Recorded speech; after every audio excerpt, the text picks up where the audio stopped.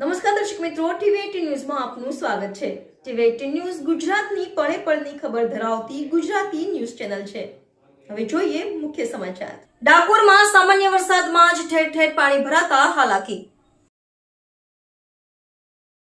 પાલિકા પાસે પાણી નિકાલ માટે વ્યવસ્થાનો અભાવ। મંદિર પાસે ઘૂંટણસમાં પાણી ભરાતા દર્શન કરવા જતા ભક્તોને મુશ્કેલી વેઠવાની નોબત। ડાકોર શહેરમાં મંગળવાર રાત્રિ કમોસમી વરસાદ શરૂ થયો હતો। વરસાદના કારણે શહેરમાં ઠેર ઠેર પાણી ભરાયા છે।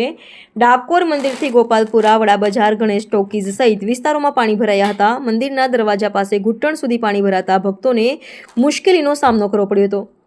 જોકે પાલિકા પાસે પાણી નિકાલ માટે યોગ્ય વ્યવસ્થાનો અભાવ જોવા મળ્યો હતો। ડાકોરમાં વરસાદના પગલે મંદિર વિસ્તારથી માંડીને ગોપાલપુરા, વડા બજાર, ગણેશ ટોકીઝ વિસ્તાર, મુખ્ય કુમાર શાળા, પુનિત પાર્ક સોસાયટી, નંદનગર સોસાયટી, પરસોત્તમ ભુવન વિસ્તાર, ધારાસભ્યના પાસે પણ પાણી ભરાયા હતા।